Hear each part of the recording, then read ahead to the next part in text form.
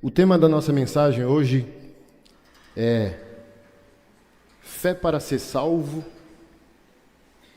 sem fé para salvar. Com o passar do tempo, depois que nós nos convertemos, o tempo passa e nós perdemos o fator extraordinário da fé. Jesus passa a ser comum. Nós afirmamos que ser evangélico não é uma religião, mas isso é uma grande mentira, porque com o passar do tempo a gente passa a se comportar de maneira religiosa.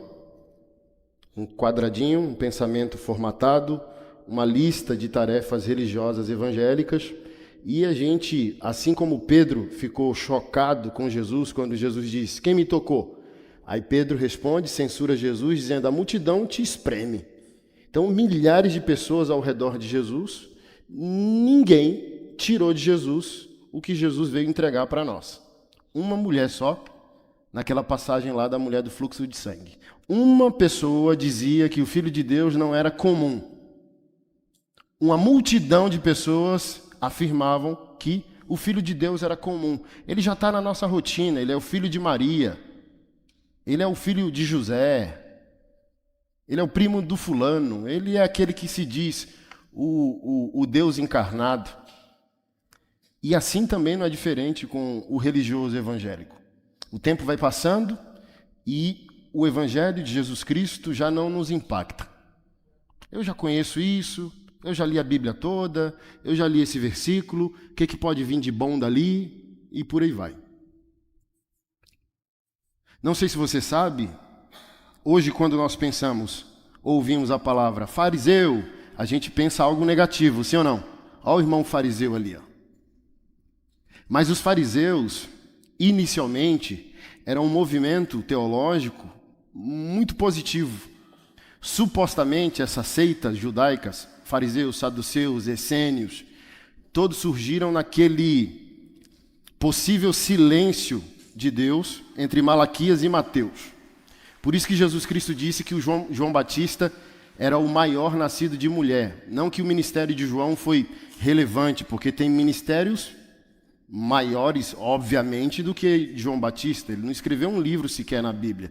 Paulo escreveu 54% do Novo Testamento. João Batista não foi apóstolo. João Batista não viajou as nações espalhando o evangelho. E por que Jesus Cristo disse que ele era o maior nascido de mulher? Porque ele foi a testemunha do romper do silêncio de Deus.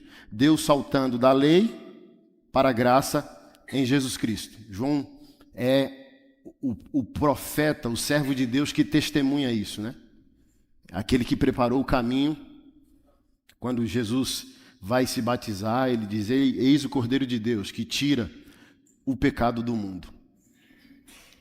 E o próprio João Batista também ficou impactado com a aparição do Filho de Deus, mas ele deveria ter saído de cena, e ele continuou.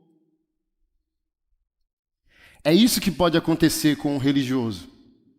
Ele perde o time de Deus, ele perde a surpresa, o ser surpreendido pela graça de Deus. E eu posso concluir que a maioria de nós evangélicos sequer ama o Senhor. A maioria de nós fica naquela dicotomia céu e inferno. Às vezes nem quer ir para o céu, às vezes não quer ir para o inferno. Aí a gente passa a ter esse tipo de fé que é o tema da nossa mensagem. Eu tenho fé para ser salvo, mas nunca desenvolvo fé para salvar. Eu tenho fé para prosperar, mas eu nunca desenvolvo fé para partilhar. Eu tenho fé para receber, mas eu não tenho fé para doar. Eu tenho fé para receber perdão, mas eu não tenho fé para perdoar. Eu tenho fé para ser amado, mas eu não tenho fé para amar. Olha a parábola do filho pródigo, que para mim hoje fica mais claro que é um erro grotesco dos tradutores bíblicos, né? O pergaminho original não tem capítulo, versículo, nem tema. Isso é uma bondade de Deus para que a gente entenda melhor hoje. A palavra está toda organizada, mas os textos originais são um pergaminho. Não tem capítulo nem versículo. E ali a parábola do filho pródigo nada tem a ver com o filho. E por que levou esse tema na tradução? Porque aquela parábola é sobre o pai. Se aquela parábola deveria ser para um filho, não foi para o filho que se perdeu. Foi para o filho que estava perdido dentro de casa. Se você ler novamente, não sei se você já atentou a isso, mas dever de casa, se você voltar para casa dizendo, deixa eu ler ali para conferir se o que o pastor Anderson disse é verdadeiro.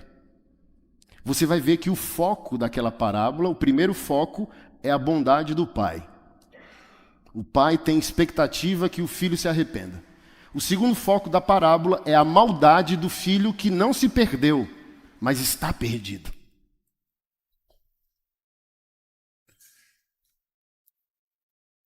Porque lá na parábola diz que quando o irmão mais velho está voltando para casa, provavelmente depois de um dia cansativo de trabalho, de fidelidade ao pai, ele ouve o barulho da festividade e pergunta ao servo do pai, ao funcionário, que barulho é esse? Uma festa? Festa? Para quem? Por quê? Teu irmão, que estava morto, reviveu. E o teu pai ficou tão feliz que mandou fazer uma festa. Está escrito na palavra do Senhor. E o seu coração se encheu de ira. O filho mais velho ficou com raiva, porque o pai perdoou o irmão que não merecia perdão. Aí eu pergunto para você, que cristão é esse? Porque qual a alegria de um verdadeiro cristão? Não é o perdão? Não é o amor? Não somos imitadores de Deus o Pai, de Deus Filho, do Deus Espírito Santo? Não é isso que a Trindade faz? Perdoa, ama, porque está lá na parábola, o filho perdido tem uma vantagem, o filho perdido fora de casa tem uma vantagem muito mais superior ao filho perdido dentro. O filho perdido caiu em si, porque é aqui que a graça de Deus começa a atuar. Eu sempre gosto de dizer, quando um crente perde suas lágrimas ao pecar, ele está próximo da condenação eterna e nem percebeu.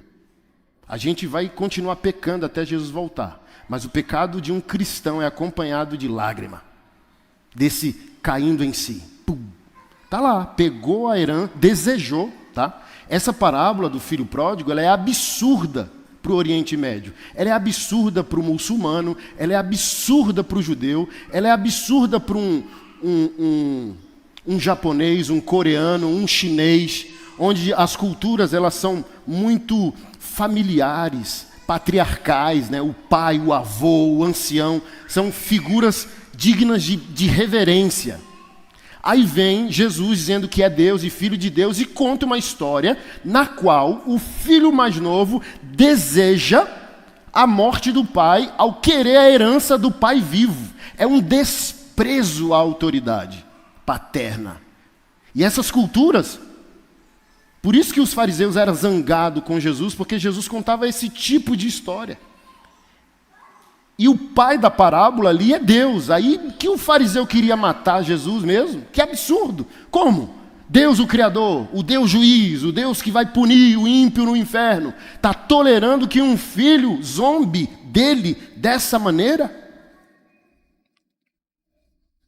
Mas veja como o pai se comportou na parábola, e aquele pai é Deus. Caindo em si, o filho refletiu. Até os servos do meu pai são tratados com dignidade. Então, no fundo do poço, e não tem para onde descer mais, quando você chega lá, ele relembra, acessa que o pai dele é bom, que o pai dele é compassivo, que o pai dele é misericordioso. Por isso que eu sempre falo, ei, você é pai, você é mãe, talvez você morra e não veja seus filhos convertidos. Mas o seu empenho, a sua força, a sua dedicação não está em converter seus filhos, mas testemunhar que você é uma mulher de Deus, testemunhar que você é um homem de Deus. Eu sempre digo assim, ó, é como um anzol na boca do peixe. E tem peixe bravo, peixe grande. E quem é bom pescador, espera o peixe cansar. Porque você fica lá todo empolgado, fisguei, vai quebrar a vara, vai quebrar a linha, vai quebrar o anzol. Então o compromisso de um pai, de uma mãe, é com um testemunho. E o pai da parábola, que é Deus, óbvio, é Deus, né? Tem um testemunho de graça, de amor, de exemplo. Aí o filho todo quebrado, porque é isso. Quando o filho se quebra, tem uma vantagem. Ele entende que o desvio dele, a blasfêmia dele, a vida pecaminosa que ele escolheu, não tem patrocínio no pai, não tem patrocínio na mãe. A mãe não deu um mau exemplo, o pai não deu um mau exemplo, decisão própria. Porque nem sempre depende do pai que você tem. Satanás pecou no céu, Adão e Eva pecou no paraíso. Nem sempre depende do pastor, do líder, do pai, da mãe. É escolha. Mas olha só que coisa linda. Caindo em si, as escamas caem. Lembrou que o pai tem um coração gigantesco. E ele faz uma carta de arrependimento. Dizendo, eu vou falar para o meu pai que eu pequei contra o céu, contra ele. Decorou um discurso muito bonito sobre arrependimento. Mas está lá na parábola que o pai, ao ver o filho de longe, quem aqui ama seu filho, sua filha? A gente não conhece de longe, a gente conhece a sombra. É igual o casamento real, casamento de um casal do reino. A gente olha para a maçã do rosto da esposa tremenda, a gente sabe que mensagem é. O bater do pé, a gente já sabe o que é. Falei, ixi, se eu continuar vai ter um homicídio hoje aqui, entendeu? Que varão não tem medo de sua varoa? A gente enfrenta um dragão, moço, a gente enfrenta um leão. Mas quando a esposa manda aquele recado, tá lá na cozinha com a faca, cortando legume, quando ela a gente, deixa eu sair de perto. Então nós conhecemos de longe quem nós amamos. E o pai viu o filho de longe, está escrito, se lançou ao pescoço do filho. A iniciativa foi do pai. Quando o filho começou a falar, o pai chamou já os servos, né, os funcionários, dizendo, vai dar um banho no meu filho, troque de roupa, coloque as sandálias e o anel, que é o distintivo do filho e do escravo. O escravo provavelmente estava descalço. Então, quem é daquela casa, aquele senhor, se tiver calçado, tiver um anel, é filho, é da casa. E mande matar uns animais e vamos fazer um grande churrasco. E começou as músicas e o cheirinho bom de churrasco. Aí o filho mais velho vem, indignado, irado.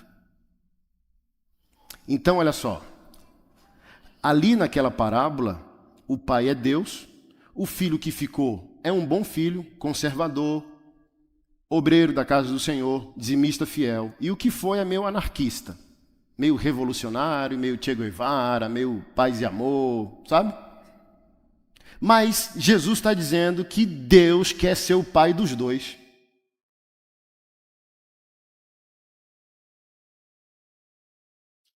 Então, aquele que foi fiel não foi tão fiel assim. Por quê? Ele chega para o pai, cheio de ira, e diz, nunca fizestes isso por mim? Que dia matastes um animal para eu poder festejar com os meus amigos? O que o pai disse? Meu filho, ou seja, mesmo não acessando o coração de misericórdia do pai, o pai diz, tu é meu filho, embrutecido, com ódio no coração, mas é meu filho. Meu filho, surpreendido, está lá na palavra, tudo que eu tenho é teu. Tu poderia ter feito isso a hora que você quisesse. Então, olha a farsa que gerou ira no coração do filho bom, do filho evangélico, do filho conservador. Não é santidade, porque ele queria uma festa. Então, santidade que você quer ser celebrado, sou o dizimista fiel. O que você quer? O dizimista do ano? Na sua igreja tem uma placa lá, igual tem nas empresas, funcionário do mês. Então você quer lá que a gente coloque? Dizimista do mês. Eu tenho medo dessas coisas, porque a gente tem que obedecer a Deus por mais nada que não seja gratidão, amor, adoração. Então, o maior dizimista de uma igreja deveria ter medo dele mesmo. Quanto mais ele lutar por anonimato, mais ele está protegido. Dele, das trevas, do diabo. Mas, geralmente, os melhores dizimistas de uma igreja querem mandar naquela igreja, querem mandar naquele pastor, ameaçam a igreja e o pastor se não se dobrar aos quereres dessa família, dessa pessoa. Misericórdia. Tem que dizimar e sair correndo, varão. Tem que botar um envelope no gasofilaço e já ir orando igual o salmista. Senhor, sonda-me, investiga em mim se há algum caminho mau.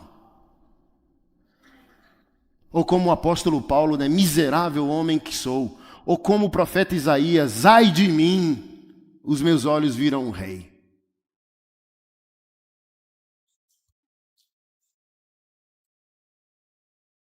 Um crente fiel que quer uma festa, não é um crente fiel. Então vamos festejar a sua santidade, não é santidade. Porque quanto mais santo você é, mais silenciosa é a sua obediência. Ela não é barulhenta, ela não é espalhafatosa, você não quer fogos. Quanto mais santo você é, mais introspectivo você se torna. O que a teologia cristã vai chamar de solitude. Não solidão, solitude. Dietrich Bonhoeffer, um grande homem de Deus, escreveu sobre comunhão. Ele disse, aquele que não sabe estar sozinho, tome muito cuidado com a comunidade. E aquele que exagera no convívio com a comunidade, cuidado ao estar sozinho. Ambos os extremos carregam seus perigos. Somos para a comunidade. Mas primeiro, se a gente amadurece, se a gente busca a verdadeira santidade, temos uma experiência consigo, nessa solitude. A solitude é uma solidão acompanhada da nossa verdadeira identidade e da consciência que somos a habitação do Espírito Santo. É a melhor coisa que você tem que buscar na presença do Senhor. Aí quando você vem para a comunhão, você não é espalhafatoso, você é moderado. Tem dias que você vai falar muito, tem dias que você vai falar pouco. A dica que eu te dou, que é a ferramenta que eu uso para mim santificar. A cada mesa que eu participo, quando eu saio já triste e refletindo no que eu fiz de mais ou de menos.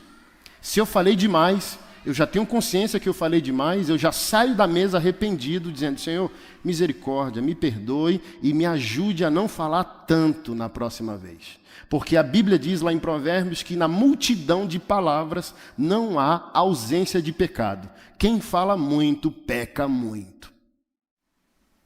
O oposto também é verdadeiro. Aquela mesa que você estava mais escarnecia do que glorificava a Deus. Aí você ficou calado. Aí quando você sai da mesa, você já sai arrependido, dizendo, Senhor, na próxima me dê coragem para eu falar o que tem que ser dito, para eu confrontar quem tem que ser confrontado. São coisas assim que vai fazer com que a fé não vá esfriando. É igual casamento, gente. Tem casamento de crente que é quase um mausoléu. Aí a pessoa diz, aleluia, temos 40 anos de casamento, glória, meus pais têm 50 anos de casamento. Eu não me empolgo com essa informação. Por que eu não me empolgo com essa informação? Porque não divorciar não é plenitude matrimonial. Por inúmeros motivos, uma pessoa não se divorcia. Mas a pergunta central é pleno? Ok. Deus não quer o divórcio. Mas também Deus não quer a mornidão. O morno ele vomita. Então seja o morno na vida, o morno no casamento ou o morno na fé, Apocalipse, João em Apocalipse diz que Deus vomita. Já tentou tomar água morna? Se você tentar tomar quente e não consegue, que te queima, a fria ou a geladinha, joia, tenta tomar a morna para você ver, na hora vem a ânsia de vômito. Então a pessoa tem 20 anos de conversão, de novo nascimento. Ô gente, deveríamos estar em outro patamar. Estou com 18 anos de casamento. Não é muito tempo mediante a grandes histórias de amor por aí, mas é um tempo significativo. 18 anos depois, eu preciso conhecer minha esposa 18 vezes melhor.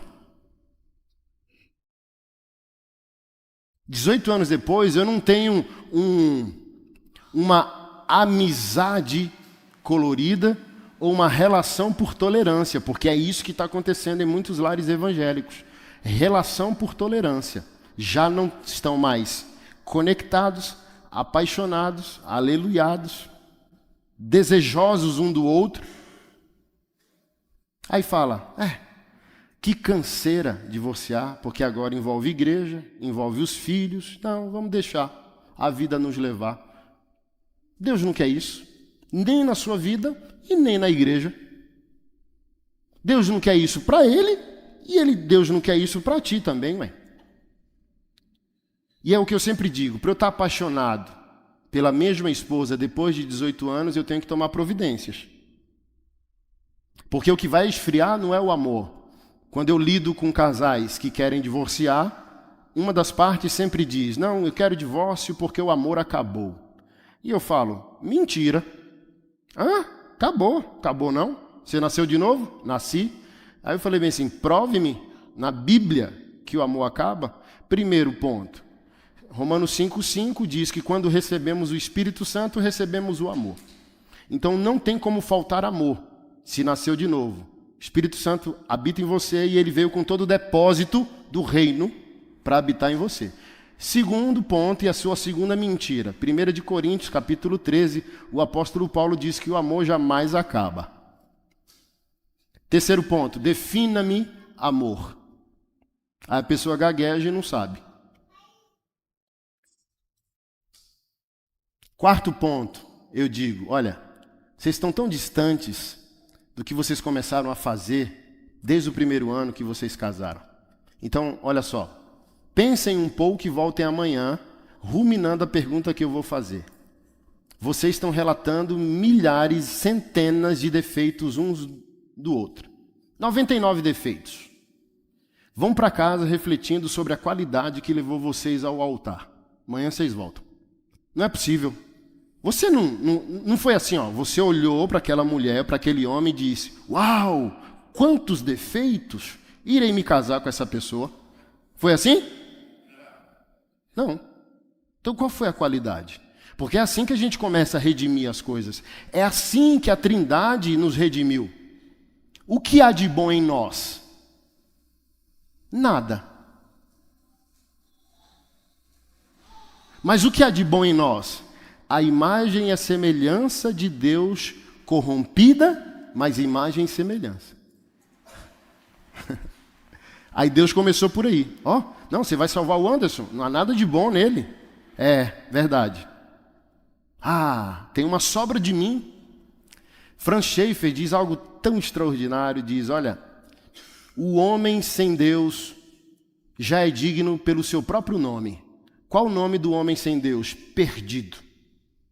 Esse nome já revela quão precioso é o ser humano aos olhos de Deus. Perdido. Perdido de quê? De quem? De que origem? De que destino essa pessoa está perdida? Olha só. Aquele está perdido. Aleluia! Ele é importante por causa disso. Ele está perdido, então deu o mapa para ele. Por isso que Jesus Cristo diz, eu sou o caminho. Está perdido? Tô. Está aqui o Waze, está aqui o Google Maps, está aqui, ó. Qual a qualidade dessa pessoa? Então percebe que a fé evangélica se torna, com o passar do tempo, quando você não irriga. Porque é isso. Tanto a fé quanto o casamento, a família, precisa ser irrigado. Você tem que tomar providências. Fechando isso aqui que eu estou dizendo, para eu estar apaixonado pela mesma esposa depois de 18 anos, o que eu tenho que fazer? Investir, regar. Gênesis 2, 14 e 15 diz que Deus colocou o homem, eu, no jardim para guardar ele. Por isso tem que ser um homem forte, posicionado, de valor, perigoso, governado pelo Espírito Santo. Mas também eu sou o cultivador, então tudo que está ao meu redor é resultado de que tipo de guardião e que tipo de agricultor eu sou. Então eu tenho a mulher que eu mereço, porque eu plantei ela, estou plantando ela. Efésios 5 diz que Jesus está construindo a mulher que ele quer. E a mulher que ele quer, ele forma a partir do sacrifício, a partir de que homem ele é. Ele diz, olha, o Senhor santifica a igreja pela sua palavra. Ou seja, tu santifica a tua mulher pelo que tu fala sobre ela, para ela. Então, tu acha que depois de 18 anos a gente vai estar, uau, sem que ambas as partes lutem para cultivar a coisa certa?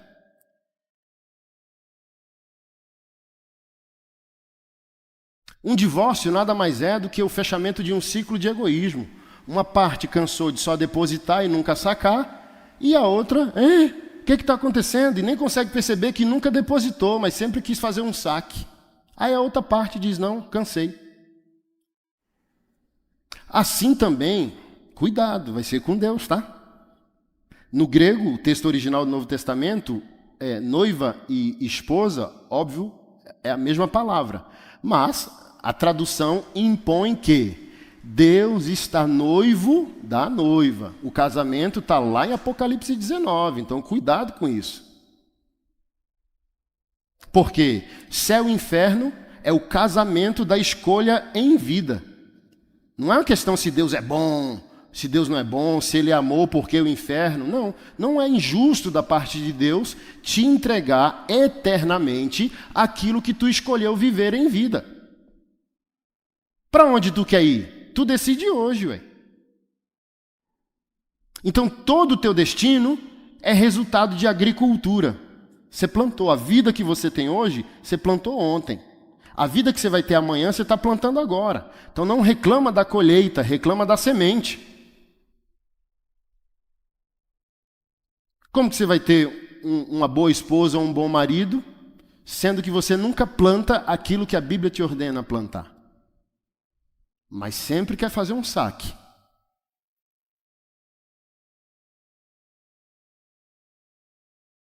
Sempre quer que o outro esteja disponível aos teus caprichos. Então, percebe que a fé evangélica em si mesmou. O Deus é meu, não é nosso. O Pai é meu, não é nosso. Eu chamo isso de adoradores de nuca. Seu único compromisso com o eterno é vir para a congregação dos santos todo domingo e adorar a Deus por meio da nuca da pessoa que você não quer se comprometer. Qual o nome do irmão que está ao seu lado, à sua frente? Às vezes você não sabe, às vezes você não quer saber, porque o Deus é vosso.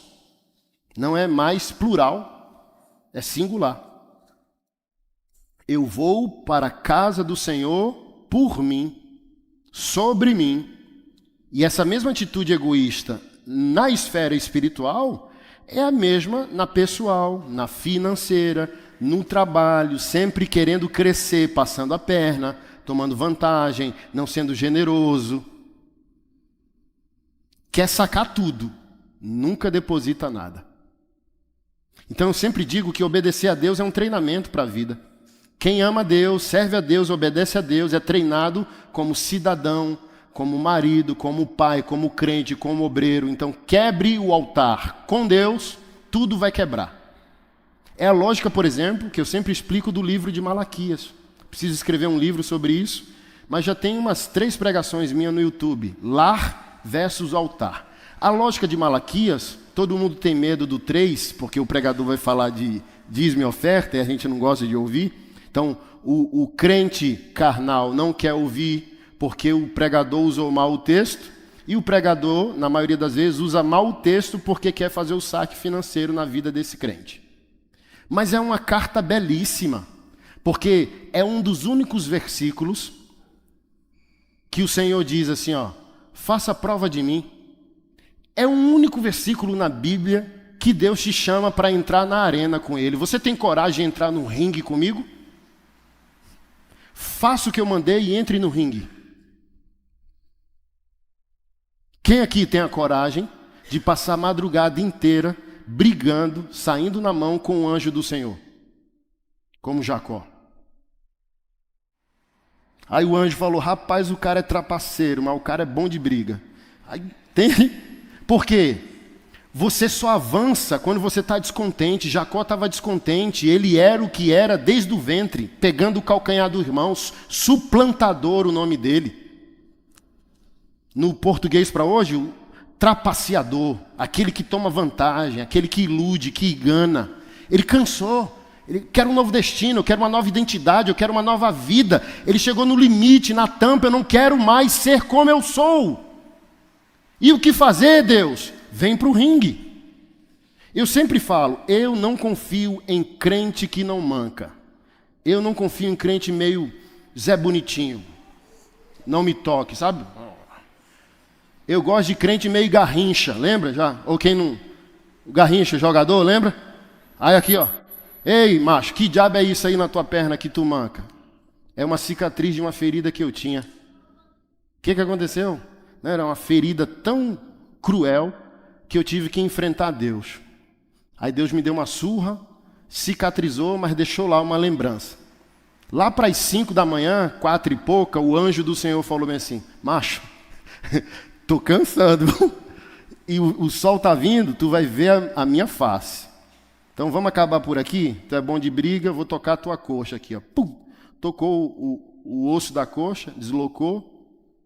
Jacó começou a mancar para lembrar que existia uma ferida, que agora é uma cicatriz, porém o nome dele foi mudado. E quando muda o nome, muda a personalidade. Aquele que era o trapaceiro agora é Israel. O príncipe de Deus, ou aquele que reina com Deus.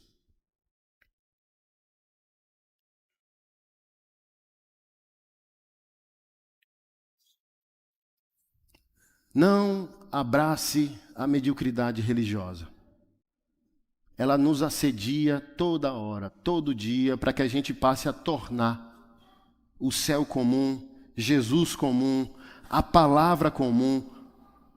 Não sei se você está ligado mundialmente, mas olha o tanto de pastores que estão relativizando a santa palavra de Deus, dizendo que a Bíblia não é a palavra de Deus. Igrejas inclusivas por aí, pessoas zombando o nome do Senhor. Por quê? Quando você vai perdendo o impacto, você vai perdendo o temor.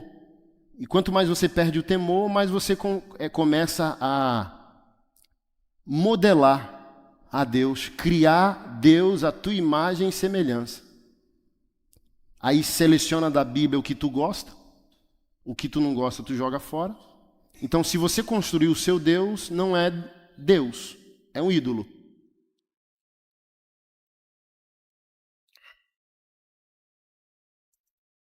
E voltando a Malaquias, 4 capítulos. Para entender o 3 tem que ler os 4. E a lógica ali é justamente essa. Capítulo 1, Deus é desonrado. Capítulo 2, a esposa é desonrada. Capítulo 3, Deus é desonrado na oferta e no dízimo. Capítulo 4, Deus convoca Israel ao arrependimento. Olha como ele é bom. Capítulo 1, ele diz, se eu sou o pai de vocês, cadê a honra que vocês me devem? Pega a oferta que vocês estão trazendo a mim, leva para o governante, leva para o governador, para ver se eles vão te louvar. Por que eu tenho que louvar? Animais impuros, cegos, quase mortos.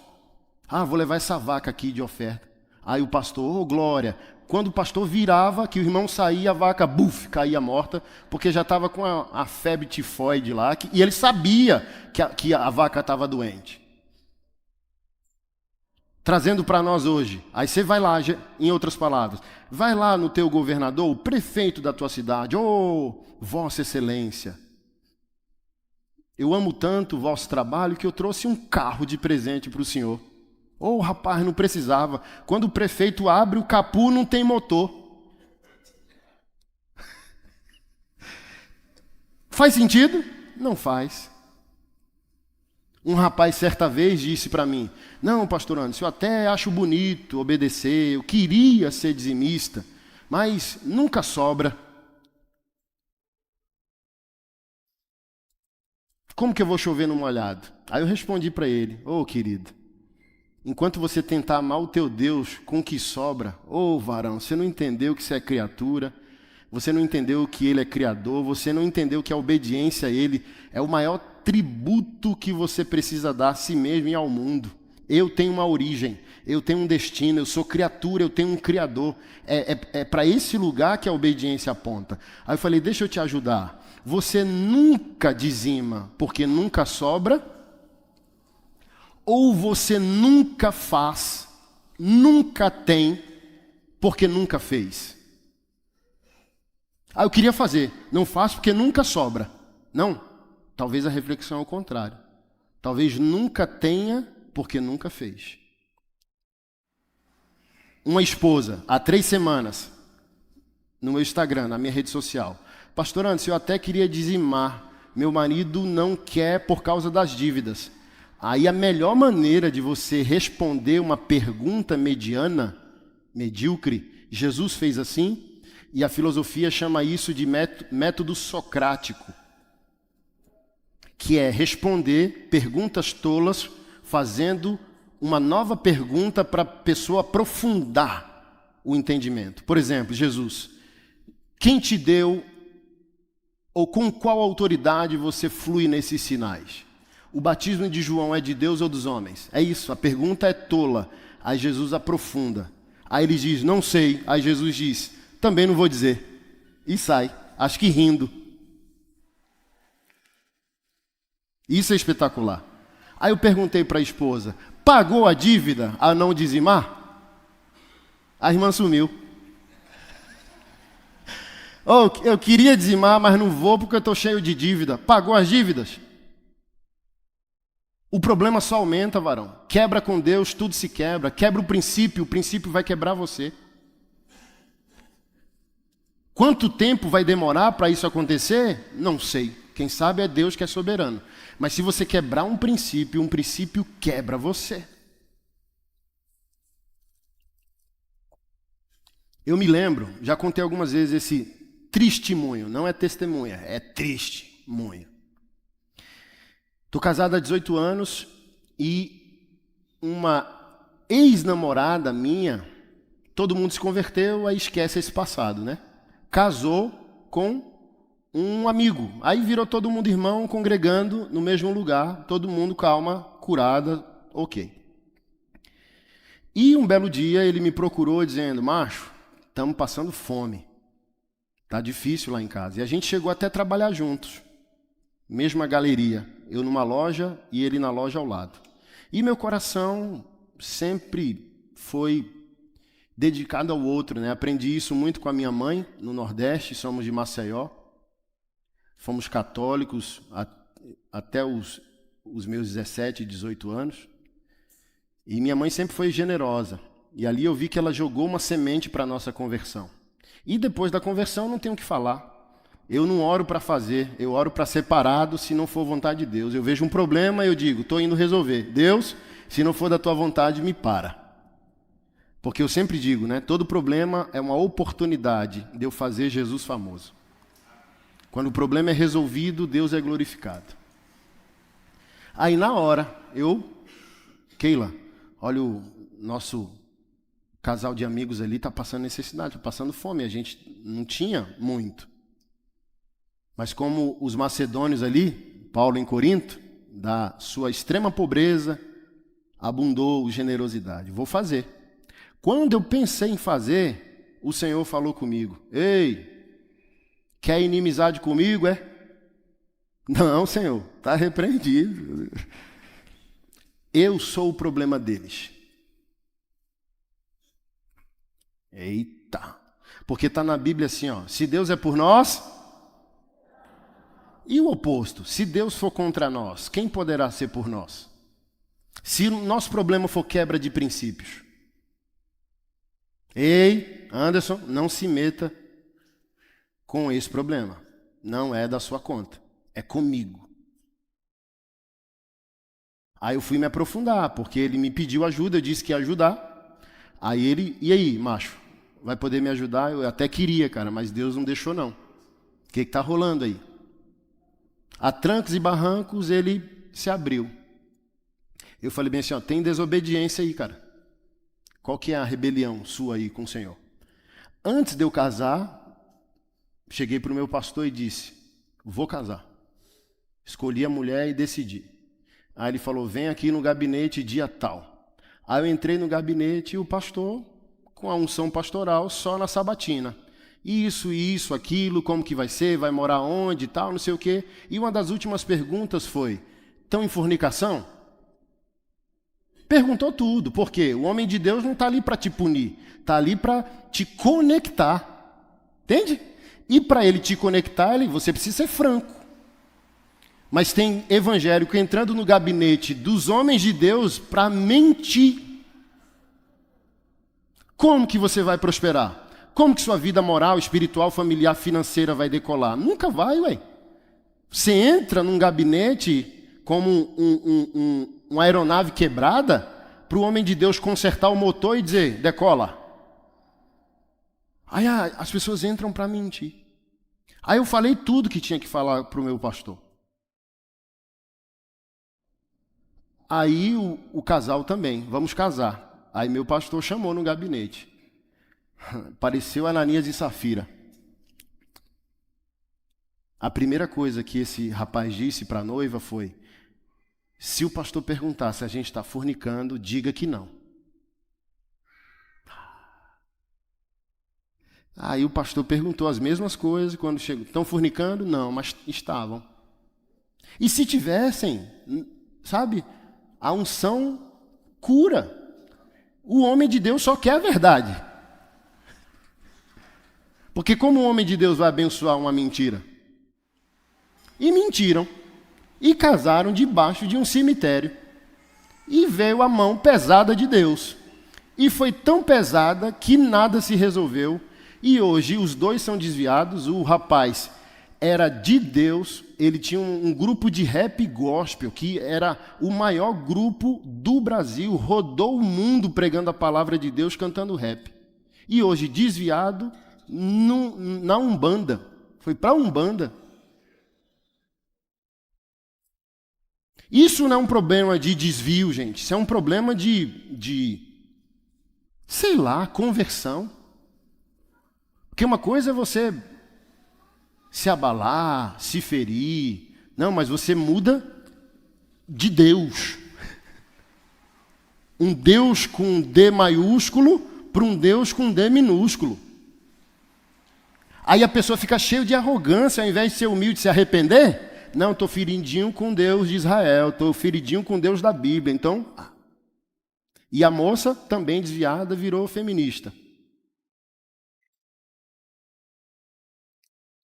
Por quê? A fé evangélica vai virando rotina. E se a gente não irrigar, jogar gasolina, jogar fogo, manter o altar aceso. Então, para minha esposa me atrair, eu tenho que fazer o quê, varão? Investir. Mulher que te tenta, varão, no mundo, é mulher cara, cheirosa, bem vestida. Sim ou não? E sua esposa, depois de 18 anos, não é. Aí você fala, o amor acabou. Não, não acabou. É que você nem percebeu que sua mulher é uma mulher barata. Mas quando você vai para a academia, que você fala, o coração acelera ali, você não vigiar, você peca só no pensamento, vê se é uma mulher barata. A mulher lá no seu trabalho que tenta você, sua vizinha que tenta você, vê se é barata.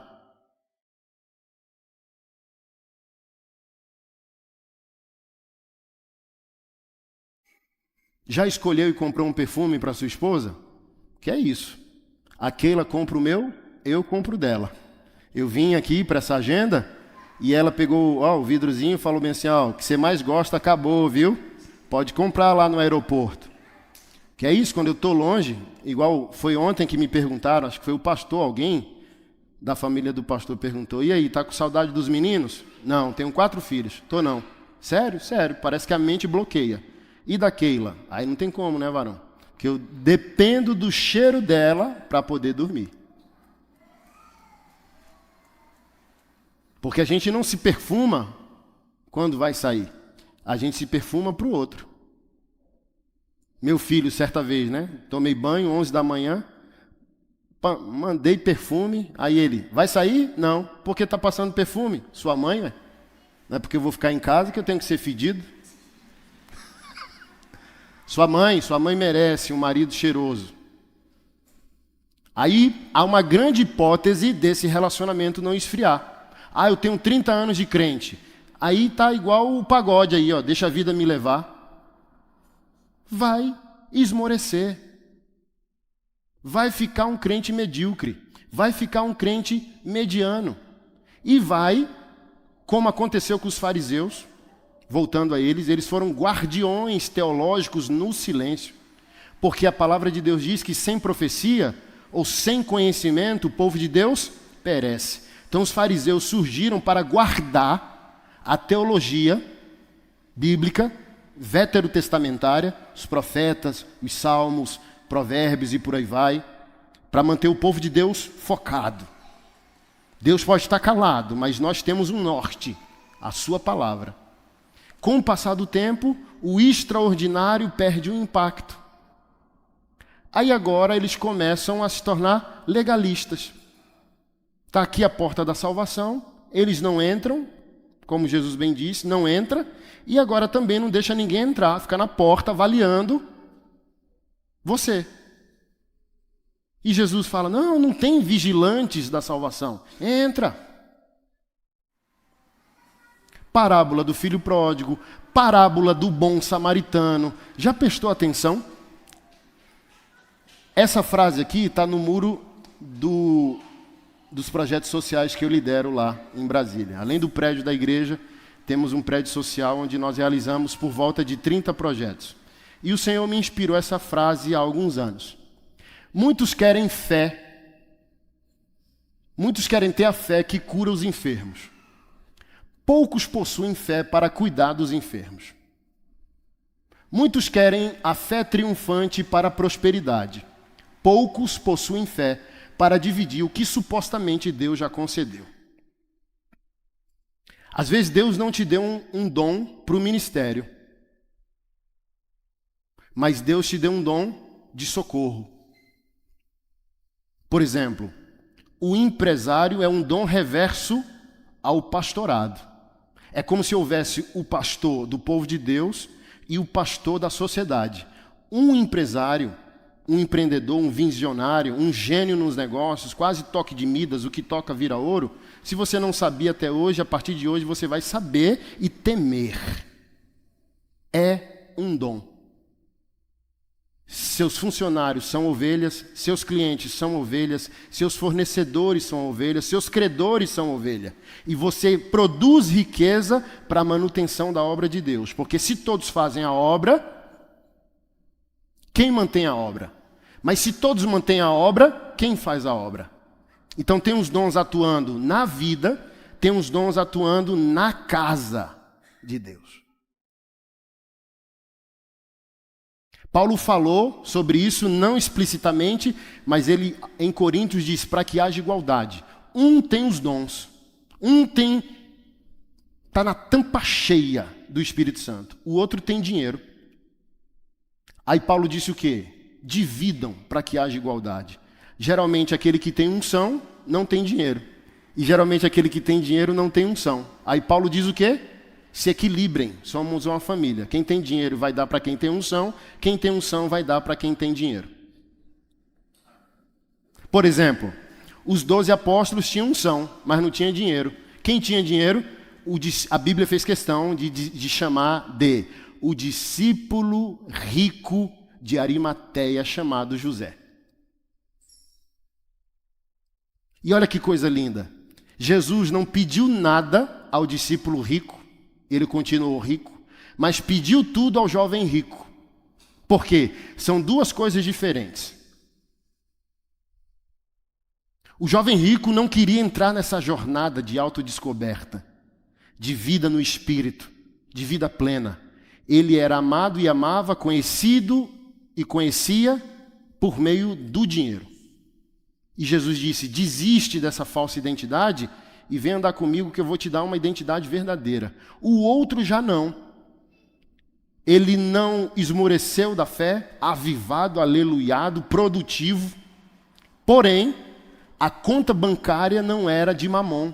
Ele entendeu que dinheiro, lugar de dinheiro é no bolso e na conta bancária, nunca no coração, nunca no controle da nossa vida. Dinheiro é servo, não senhor. E até porque José de Arimateia era um homem já de idade. O jovem rico era um rapaz, dono de uma startup, um gênio, sabe? Falou, a vida toda pela frente. O outro já tinha cabelo branco, já viveu picos e vales e sabe o que é fracassar e não é mais um aventureiro. Mas isso é uma decisão. Estar apaixonado pela mesma mulher é uma decisão. Estar fervoroso por Jesus é uma decisão. Estar fervoroso pela palavra é uma decisão. Torne isso banal e o tempo vai fazer tudo perecer. Mas mantenha a chama acesa para você ver.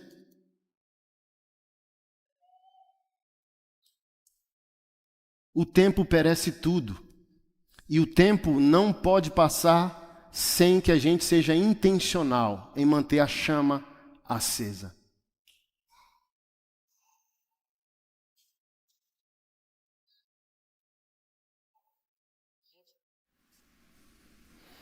Lucas 12:1. 12:1 não, 12:13, obrigado. E disse-lhe um da multidão: Mestre, diz a meu irmão que reparta comigo a herança. Mas ele lhe disse: Homem, quem me pôs a mim por juiz ou repartidor entre vós? E disse-lhes: Acautelai-vos, guardai-vos da avareza, porque a vida de qualquer pessoa não consiste na abundância dos bens que possui. E propôs uma parábola, dizendo: A herança de um homem rico tinha produzido com abundância. E ele pensava com ele mesmo, dizendo: Que farei? Não tenho onde recolher os meus frutos. E disse: Farei isto, derrubarei os meus celeiros, edificarei outros maiores, e ali recolherei todas as minhas novidades e os meus bens. E direi à minha alma: Alma, tens em depósito muitos bens, para muitos anos. Descansa, come, bebe e folga. Mas Deus lhe disse: Louco, esta noite te pedirão tua alma.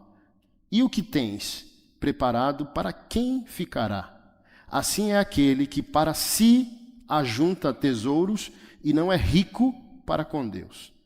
E disse a seus discípulos: Portanto, vos digo, não estejais apreensivos pela vossa vida, sobre o que comereis, nem com o corpo, sobre o que vestireis.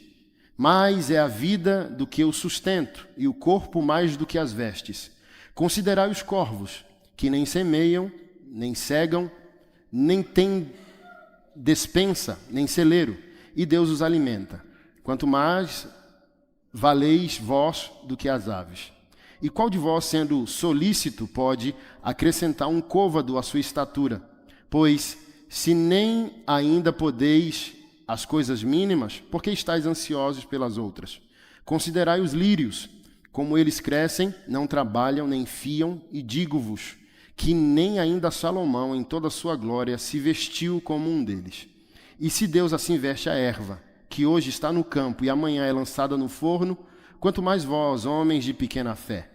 Não pergunteis, pois, que haveis de comer ou que haveis de beber, e não andeis inquietos, porque os gentios do mundo buscam essas coisas, mas vosso Pai sabe que necessitais delas. Buscai antes o reino de Deus, e todas essas coisas vos serão acrescentadas. Não temais, ó pequeno rebanho, porque o vosso Pai agradou-se de dar-vos o reino. Vendei o que tendes, dai esmolas, e fazei para vós bolsas que não se envelhecem, tesouro nos céus que nunca acaba, aonde não chega ladrão e a traça não corrói. Porque onde estiver o vosso tesouro, ali também estará o vosso coração.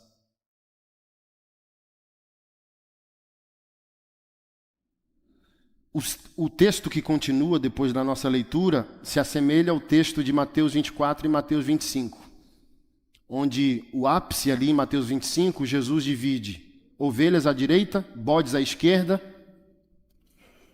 baseado na seguinte afirmativa: eu estava faminto, nu, prisioneiro, vulnerável, vocês cuidaram de mim, vocês não cuidaram de mim. Ambos os grupos perguntaram, quando foi? E Jesus responde, quando deixaram de fazer aos pequeninos, ou quando fizeram aos pequeninos, a mim fizeram. O impacto dessa fala de Jesus, lá em Mateus, em mim é, tanto a omissão quanto a ação vão se tornar parte de nós. Subjetiva, invisível. Eu posso chegar a uma estrutura de fé tão maravilhosa que eu faço o bem sem contabilidade. Eu faço o bem com amnésia. Mas também eu posso fazer o mal sem contabilidade. Posso fazer o mal com amnésia.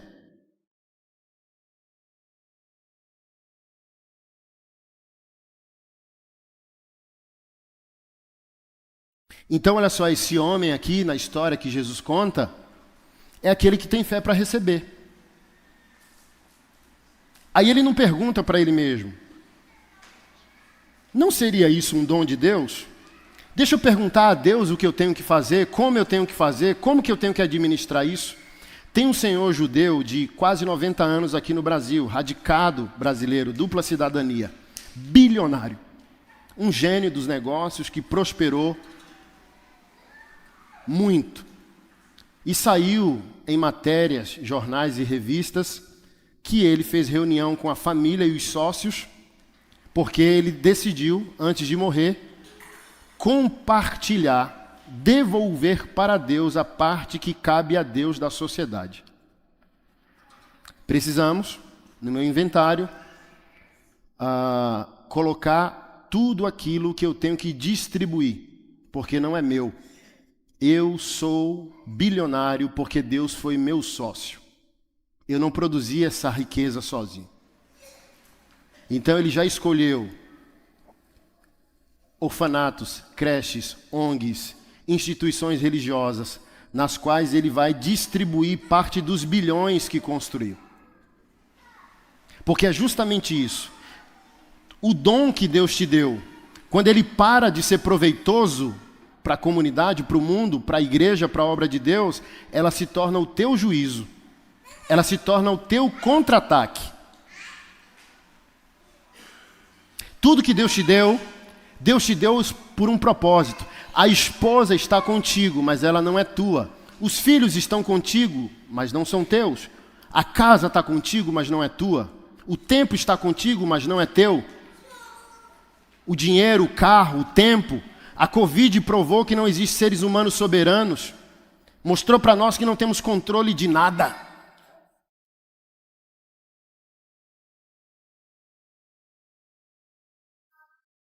Então, veja, a partir dessa frase, se nós somos os 4 amigos do paralítico. O Senhor tratou comigo, acho que foi outubro do ano passado. Eu fiquei impactado. Arregalei o olho, porque Deus usou a minha vida para ressuscitar meu filho mais velho. Hoje tem 17 anos. Eu encontrei o menino morto na piscina e ele ficou 40 minutos morto. Deus me usou para, num culto como esse de domingo, eu ser instrumento de cura para uma senhora que na terça-feira ia retirar os seios por causa de um câncer tamanho de uma laranja. Num culto, numa igreja tradicionalíssima de banco de madeira, tinha um senhor com AVC todo torto e o Senhor me usou para aquele homem voltar a andar. Então eu fico mais na razão da palavra, mas eu creio no sobrenatural, mas eu não brinco com a vida das pessoas, eu só vou se o Senhor ordenar que eu vá. Aí o que o Senhor falou para mim que me deixou perplexo. Filho, insistir em orar para que alguém seja curado não é fé, é falta de fé. Eu dei um pulo, porque quantos versículos foram confrontados com essa fala? Por exemplo, o ide de Marcos 16 e Mateus 28 diz o quê? Imporão as mãos sobre os enfermos e os curarão. Aí toda a minha teologia foi questionada agora. Uai, Senhor, filho, eu disse insistir, eu não disse orar, é falta de fé. Insistir em orar. Aí eu falei, eita, aí eu sentei, agora eu preciso de Bíblia. Por que essa insistência, ela é falta de fé? Porque nós sabemos que não temos o caráter transformado. Não temos fé cristã para receber tudo, mas não temos fé cristã que formou caráter cristão para a gente cuidar do problema se Deus não fizer. Por que a gente insiste em orar para que alguém seja curado? Porque a gente sabe que não tem fé para cuidar do enfermo. A gente tem fé para Deus curar, mas a gente não tem certeza se está transformado ao ponto de cuidar do doente. Porque Deus curar é fácil. Jesus criou o universo, sim ou não? Jesus criou a existência. É fácil para Ele curar, sim ou não? Sim ou não? Difícil para Ele é nos curar nosso orgulho, obstinação, egoísmo. É mais fácil o Senhor curar um enfermo do que usar o teu dinheiro.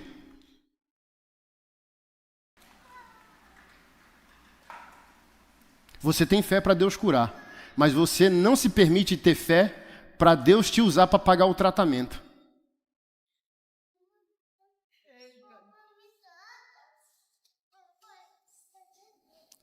Ó Jesus, cura o menino na rua. Ó Senhor, abençoa o mendigo. Ó Senhor, alimenta. Aí, por que é falta de fé? Porque Deus está invisível. E qual a parte visível de Deus aqui, agora e hoje? Nós. 1 Coríntios 12, 27. Vocês são membros do corpo de Cristo. Então, cadê as mãos de Deus? Está aqui. Cadê os pés de Deus? Está aqui. Então, se eu não fizer, ninguém vai fazer. Aí eu falo, ô Jesus, resolve. Jesus dizendo, eu queria usar o seu corpo, seu tempo, suas mãos, seu dinheiro. Que, na verdade, não é seu, é meu. Aí a gente vai, com essa frase, para a parábola do bom samaritano. Sacerdote, que hoje é o pastor, vê o rapaz assaltado, espancado e sangrando. Aí o pastor para e diz, paro ou não paro? Paro ou não paro? Está na hora do culto, se eu ficar eu me atraso. E foi embora, eu tenho horário com Deus. Mas esse pastor vai para a igreja para pregar, para que a gente aprenda que além de amar a Deus, amar o próximo como a si mesmo. O que o pastor ensina? Que aquele problema tem que ser resolvido para a glória de Deus, porque é amor ao próximo. Então, o que o pastor acabou de negligenciar é o objeto do ensino dele quando ele sobe ao púlpito, quando ele sobe ao altar. Se não bastasse Jesus na parábola para irritar a religião, o religioso, o judeu diz, ainda vai passar o levita, que alguns de nós hoje chama de ministro de louvor. É como se passasse o pastor Anderson ou o pastor Silas Malafaia. Não fez. Daqui a pouco passa o Fernandinho ou o David Keelan, entendeu? Ei, rapaz, eita que problemão, hein? Até se compadeceu, mas fala, se eu ficar eu me atraso. Eu tenho que ir para a igreja louvar. Vou embora. E o rapaz continuou lá. Aí daqui a pouco passa o samaritano, que é um meio crente, é um crente mestiço, entende? Ainda é um Raimundo, pé lá, pé cá. Aí o samaritano fez o que um crente deveria fazer. Pega o rapaz, colocou no carro que acabou de tirar da lojinha, banco de couro, tudo, e o rapaz sangrando, e o samaritano nem aí. A vida é mais importante que o carro. Colocou no carro e levou para o hospital. Está na Bíblia que o samaritano orou para Deus curar? O que o samaritano fez? Pagou o hospital.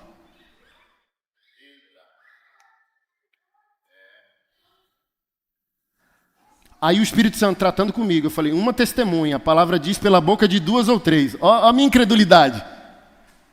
Que a minha teologia foi questionada ali. Aí eu falo ao Senhor, pois bem, vamos para o paralítico. Filho, em quantos segundos eu fiz aquilo quando os amigos desceram ele pelo telhado? Está escrito assim, segundos, 5, 10, 15. Está escrito, e quando Jesus viu a fé dos 4 amigos ao descê-lo pelo telhado, Jesus Cristo disse, pega a tua maca, levanta e anda, teus pecados estão perdoados. Segundos. Então Jesus sabe fazer o que ele sabe fazer. O que não permitimos que Jesus faça? O milagre espetacular, que é um paralítico ter 4 amigos. Qual é o maior milagre na lógica da nossa pregação hoje? Jesus curar um paralítico ou um paralítico ter 4 amigos? Quem aqui quer ser amigo de um paralítico?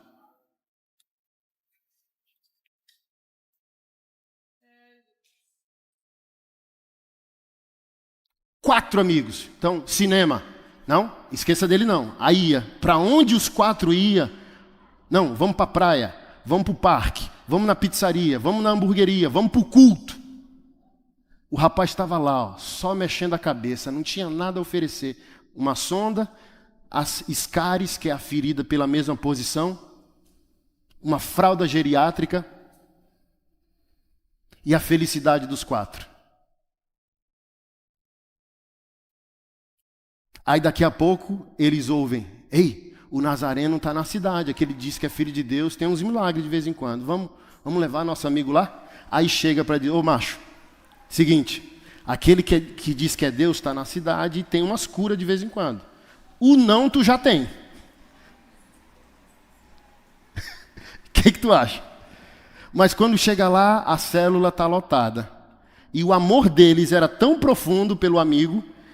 Obviamente que as casas ali não eram tão altas como a de hoje, mas subiram, destelharam, e Jesus pregando, quando ouve o barulho: o que está acontecendo aí? Jesus, somos 4 rapazes aqui, e a gente tem um amigo que a gente ama demais. E ele é paralítico. E a gente trouxe aqui para o Senhor orar por ele. Desce ele aí. Está escrito que Jesus não ficou impactado com a fé do rapaz, mas com a fé dos 4 amigos. Então, percebe que às vezes a busca pelo extraordinário é um esconderijo do egoísmo. Prospera o pobre, mas 1 de João, capítulo 3, verso 17 diz: aquele que tem bens naturais, humanos, terrenos, e vê o seu irmão passando necessidade, diz: eu vou orar por você, e não dá a ele o que ele precisa para suprir sua necessidade, como pode nessa pessoa permanecer o amor de Deus?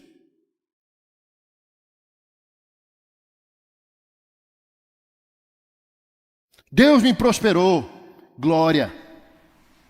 Mas busque Deus rápido, porque Deus quer que a sua prosperidade encurte o sofrimento de alguém.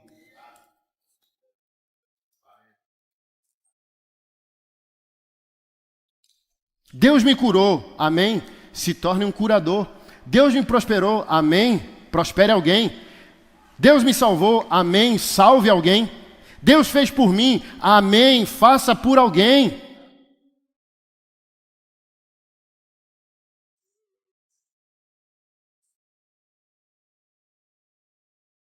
Para que você não vire um religioso e a fé vire um monumento. Glória. Sem vida.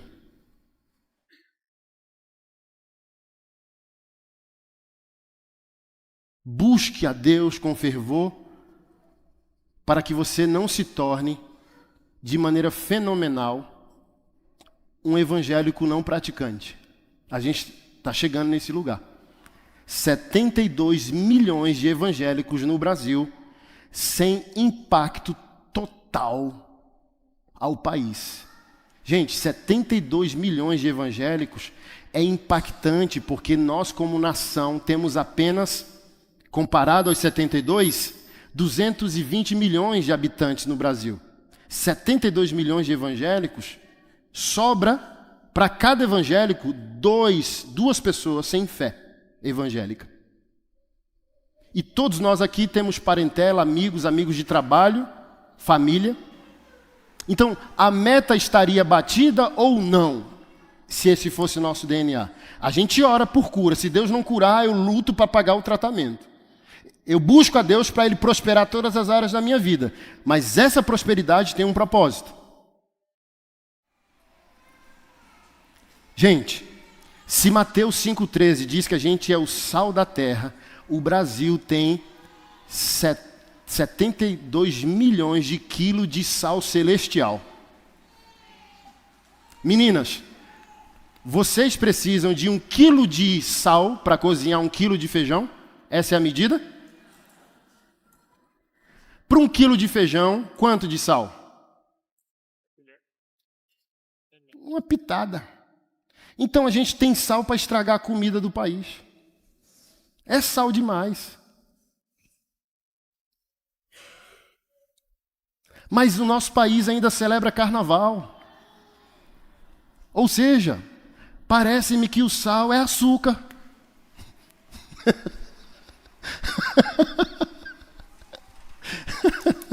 E tem gente da fé no Hilarie, entende? Cadê o irmão? Tá pulando carnaval.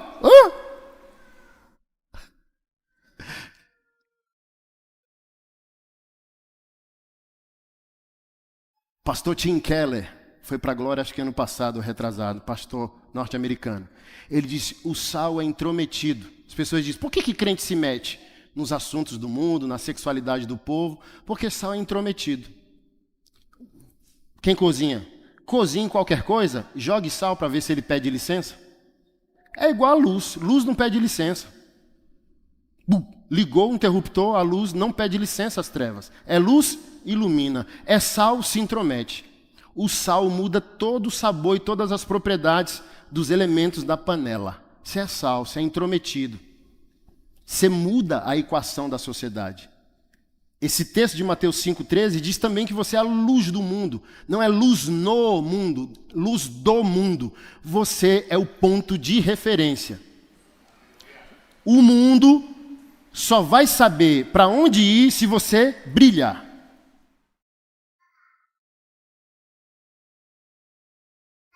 Para você entender melhor, para a gente encerrar, é como um carro.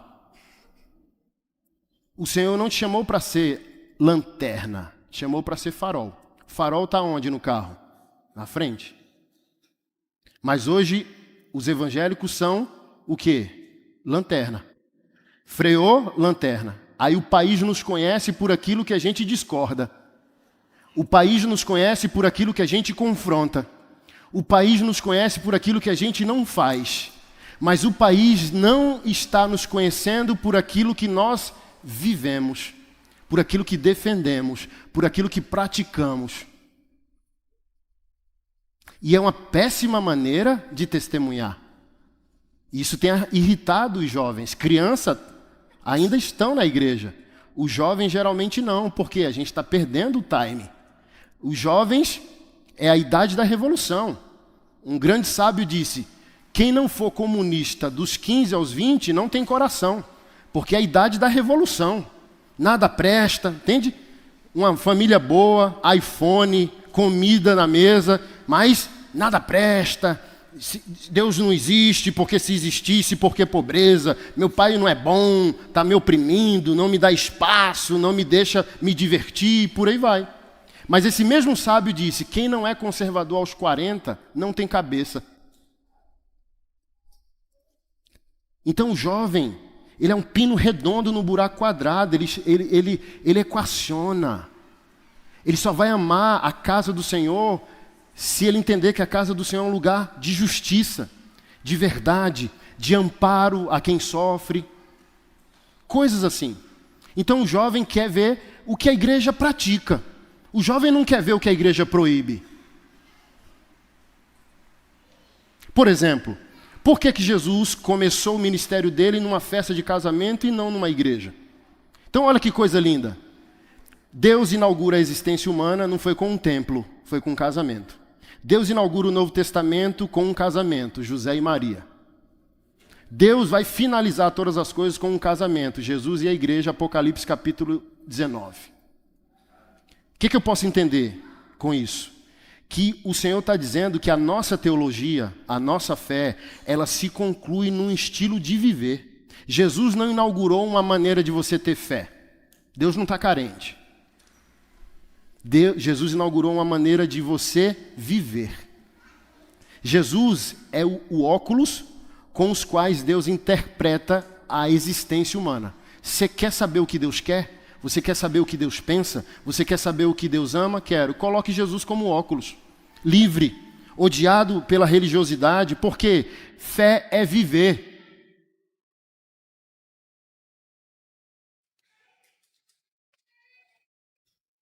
Jesus provou que louvor a Deus não é música, louvor a Deus é vida. O que você faça com a vida transformada é um ato de louvor. Vê se Adão orou, vê se Eva adorou. Não tem relato na Bíblia que Adão e Eva adoraram a Deus da maneira que a gente adora, porque ali era perfeita e absoluta adoração, sem música. A vida era um ato de louvor. E é para esse lugar que Jesus nos conduziu na cruz do Calvário. Ei. Em Adão e Eva, o altar estava neles. Eles pecaram, o altar saiu deles e foi para a alvenaria. Mas em Cristo Jesus, o altar está na alvenaria, mas também voltou para o coração. O culto da igreja vai acabar daqui a alguns minutos. Mas Jesus inaugurou um tempo onde o culto não acaba mais. Porque se você continuar com a mentalidade dessa, é por isso que a gente está falhando como crente. Crentes ao domingo e parecendo ateu nos 6 dias fora da congregação. Entende? Nossa, como o culto foi glorioso! Mas se você não entender que o culto não acaba, o Espírito habita em você, a palavra está com você, você tem que testemunhar a Deus na vida, ser um bom trabalhador, ser um bom funcionário, ser um bom empregador, se arrepender dos seus pecados contra o outro, ser um bom marido, ser uma boa esposa, ser um bom pai, ser um bom filho. Você vai entender, o culto não acaba. Na igreja eu adoro de olhos fechados, mas durante a semana eu adoro de olhos abertos. O mundo vai ver Jesus através das minhas atitudes.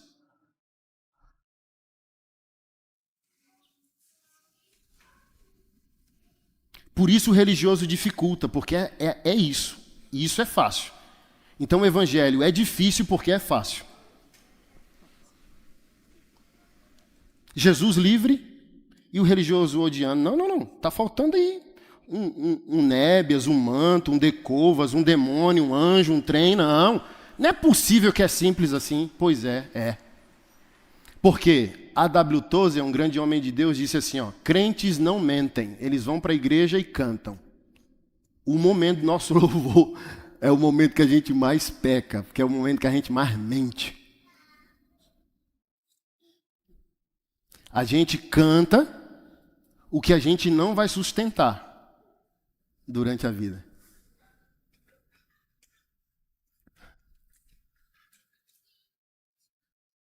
Mas se a gente entender como Davi entendeu, que Deus não quer só o teu louvor, Deus quer que você se torne uma música para Ele ouvir. Deus tinha prazer em Davi. Davi era uma canção para Deus. Então você vem para a igreja para cantar, mas você sai da igreja como música para Deus.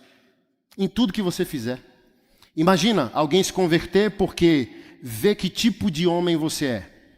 Que tipo de marido você é. Não tem preço.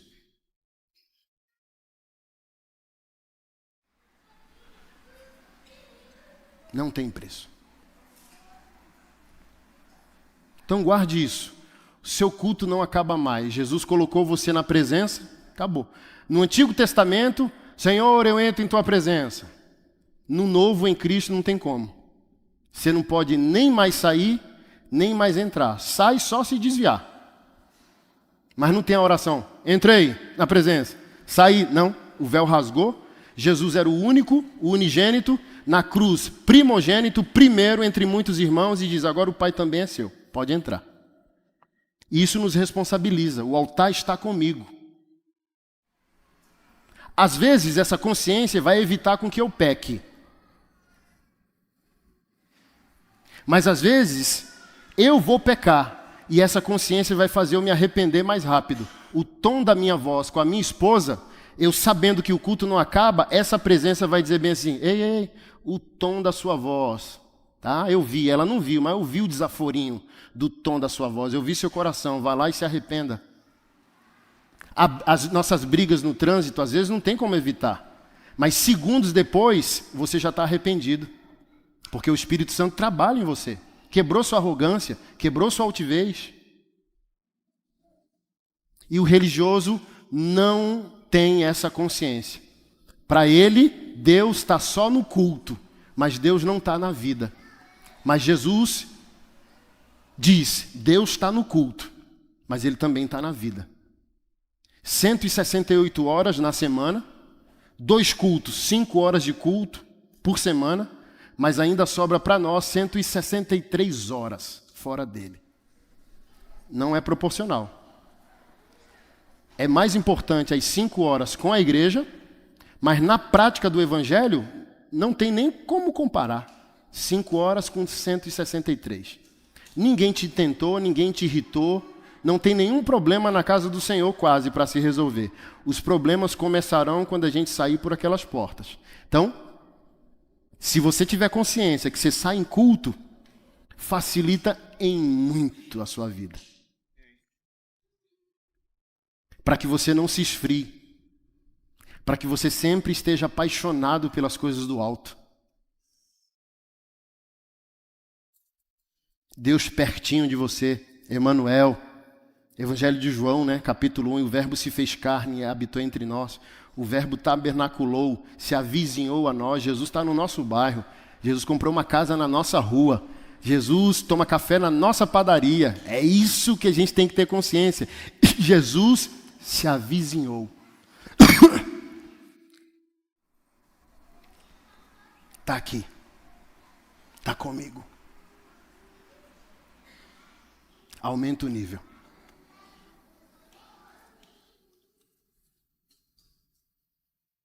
Para que eu não me torne religioso. Eu estou com 23 anos de fé. Eu não quero ser um religioso. Jesus não merece isso. Eu quero estar apaixonado como eu estava há 23 anos. Quando ele me convenceu do pecado, eu estava na casa da namorada lá, namorando com a namorada. Comecei a chorar, vesti as calças e ela, o que está acontecendo? Eu não quero mais, eu quero Jesus. Você quer ir para a igreja comigo? Não. Então foi um prazer te conhecer, ficar esse tempo com você. E fui embora. Nunca mais olhei para trás. E eu quero continuar assim. Mas eu sempre tenho que jogar lenha na fogueira, para que o fogo do meu altar não se apague. Amém? Fica de pé e vamos orar.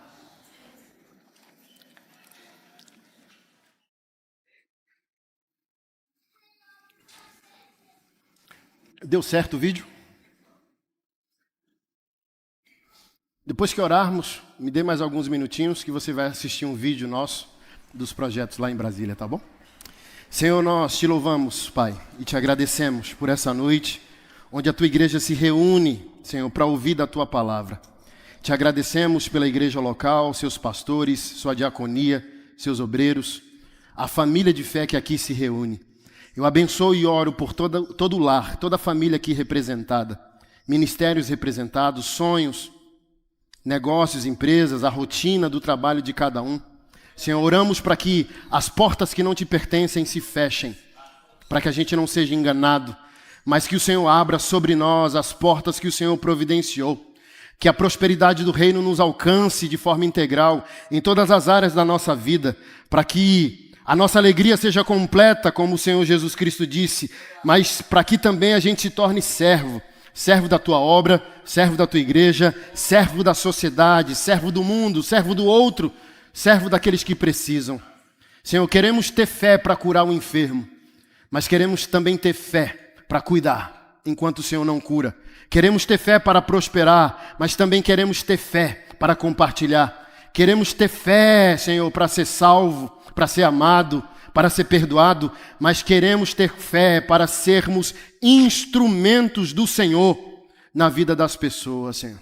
Que a palavra de hoje dê forma à nossa consciência, dê forma ao nosso entendimento, dê forma ao nosso sentimento e dê forma ao nosso comportamento, Senhor. Em nome de Jesus é que nós oramos e aguardamos confiadamente em Ti, que essa palavra produza ainda essa semana mudanças, transformações, reformas, testemunhos e provisões. É a nossa oração, em nome do Teu Filho amado Jesus. Amém. Deus te abençoe.